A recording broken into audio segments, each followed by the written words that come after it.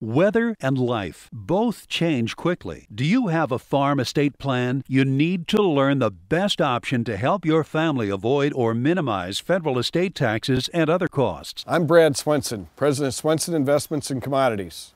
We work confidentially with farmers, ranchers, and advisors to help develop the best farm estate plan.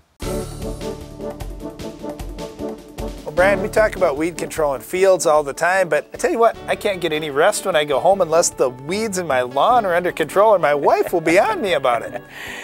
Well, you know, weed control in lawns is something that you can't just do one time in the spring or maybe 2 times like you can in field crops. You have to be focused on weed control in lawns season long. So we want to talk today about the steps you need to take even right away this spring to get your lawn off to a good start going into 2011. Well, when we start out the spring, we really like to get weeds under control, but we also like to get fertilizer done. And in some cases, people are trying to do both jobs at the same time, spreading fertilizer that has a weed control product on it. You can do that, and you can do okay. It's really fussy if you're trying to get a dry fertilizer product to get your herbicide spread evenly and to get it to work on weeds. You've got to have a dew on the leaves so it sticks, and to try and break that herbicide off those dry pellets and all this. I say, why even worry about that? Just get a backpack sprayer. You can go across a lawn in an hour at the most and get all your weeds 100% controlled and do your fertilizer in a separate pass. Now, if you want to do liquid fertilizer,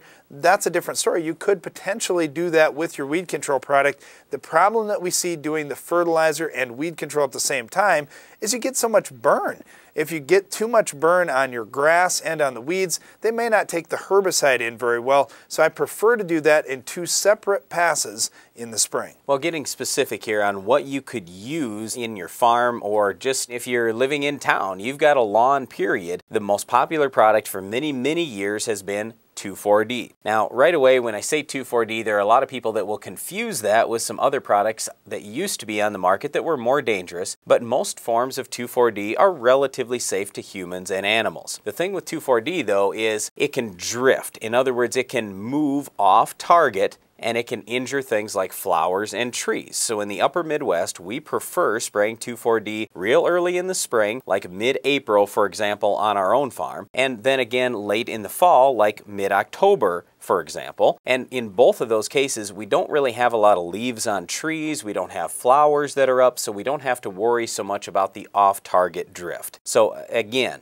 go out there and spray 2,4-D real early in the spring. That might be right now where you live. Well, 2,4-D is a nice product, Brian, but it only controls the broadleaf weeds. And really in lawns, some of the toughest weeds to control are some of the grasses, like for example, crabgrass. We get a lot of questions about how do I control crabgrass in my lawn. What I like to use is post-emerge control or Drive. The product Drive does a nice job at killing crabgrass as it's just getting started, so timing is a little bit fussy, but Drive does have some residual control as well. So Drive can be used for crabgrass control. It also will ding up those broadleaves a little bit too, so if you went out with 2,4-D real early in the year and you waited just a little bit to put on that Drive, now Drive could give you a second shot on the broadleaves as well. Typically the timing in our part of the world is right about the time the lilacs are starting to bloom. Products that I don't like to use in lawns would be Toradon or Banville. Now the reason why we say Toradon is great at killing a lot of broadleaf weeds. The problem is Toradon kills trees, shrubs, bushes, anything like that. You just don't want to have Toradon even close. So we don't recommend using Toradon in lawns at all. With Banville, I don't like to use that because Banville has benzene, and that's a little bit more dangerous for human beings. And I mean, let's face it, when you're out in a sprayer,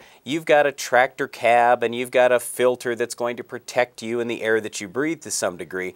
But when you're in a lawn and you're just using a backpack sprayer, you want to make sure you're using very safe products. Another product I would not use in lawns would be Stinger. Stinger is fantastic on thistle control, but Stinger can be harmful to your eyes if you get spray drift in your eyes. Again, not a big deal if you're in an enclosed tractor cab, but it could be a big deal if you're using a backpack sprayer. Just to wrap things up, with weed control in lawns, the most important thing is getting a good crop canopy. So again, you have to have good fertility so your grass grass grows very well, and then don't cut your lawn too short. You want to leave a little bit of growth out there. Otherwise, if you mow it off very, very short, now more sunlight can get down to the soil and help more weed seed germinate. So do a good fertility program, don't cut your lawn too short, and get out early this spring to kill broadleaf weeds and a little bit later to kill some of those warm season summer annual grasses. Well, having a good lawn really isn't all that much different than having a good crop. There are a lot of steps you need to take to do it right, and one of those steps is always having great weed control. We'll talk about our Weed of the Week coming up later in the show.